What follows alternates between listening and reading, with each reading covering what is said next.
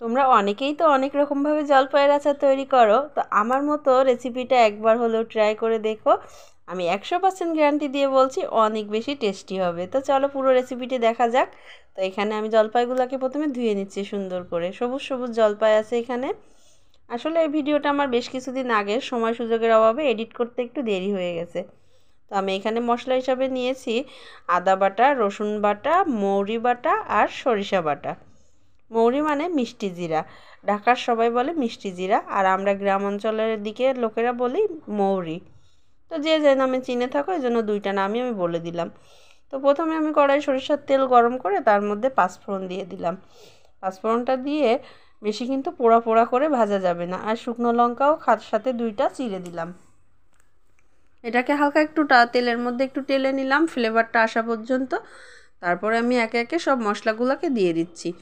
তো আবারও বলে দিচ্ছি মশলাগুলোর মধ্যে কী কী দিচ্ছি। রসুন বাটা, সরিষা বাটা, মৌরি বাটা আর হচ্ছে আদা বাটা।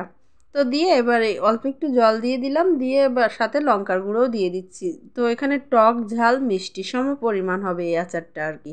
আর দেখতে কিন্তু মাংসের মতো কালার হবে কিছুটা, দেখো মানে তোমরা দেখলেই বুঝতে পারবা, প্রথমে দেখেই বুঝতে পেরেছো আমার আচারের মানে যখন টকবক করে ফুটতেছিল একেবারেই পুরো মনে হচ্ছে একটা মাংস। তো যাই হোক এই আচারটা দিয়ে কিন্তু মানে ডাল ভাত, খিচুড়ি, তারপরে যে কোনো সবজি সব কিছুর সাথেই অনেক মজা লাগে এই আচারটা। মানে রসুনের আচার তো এটা আর কি, রসুন দিয়ে তৈরি। তো এই যে আমি এখানে এবার জলপাইগুলোকে দিয়ে দিচ্ছি। জলপাইগুলো একটু মাঝখান থেকে একটু ছুরি দিয়ে দিয়ে একটুখানি করে ফেড়ে ফেড়ে দিয়েছিলাম, যেন ওর মধ্যে পুরো মশলাটা ঢুকে যায়। তো পুরোপুরি কিন্তু চিড় দেওয়া যাবে না, আলতো হাতে একটু একটু করে দিতে হবে। আর এইভাবে আস্তে আস্তে জাল দিয়ে দিয়ে কষিয়ে কষিয়ে মজিয়ে মজিয়ে রান্না করতে হবে এক কথায় আর কি। তো তারপরে কিছু রসুনের কোয়া দিয়ে দিলাম আস্ত। তোমাদের কাছে মোটা রসুন থাকলে মোটা রসুনটা দিবে, সেটাতে আরও বেশি ভালো হয়। তো আমার মোটা রসুন ছিল না, দেশি রসুন ছিল, তো সেটার কোয়া কিছুটা দিয়ে দিয়েছি। আর এখন আবার নাড়িয়ে চাড়িয়ে নিচ্ছি, আবার ঢাকা দিয়ে দিচ্ছি। মানে এইভাবে আস্তে আস্তে ঢাকা দিয়ে দিয়ে জলপাইটা সিদ্ধ হওয়া পর্যন্ত আমাকে কষাতে হবে। তারপরে একটুখানি ভিনেগার দিয়ে দিলাম, আর ভিনেগার দিলে আচারটা বেশ ভালো থাকে, এই কারণে আর কি ভিনেগারটা দেওয়া। আর এখন আমি চিনি দিয়ে দিচ্ছি পরিমাণ মতো।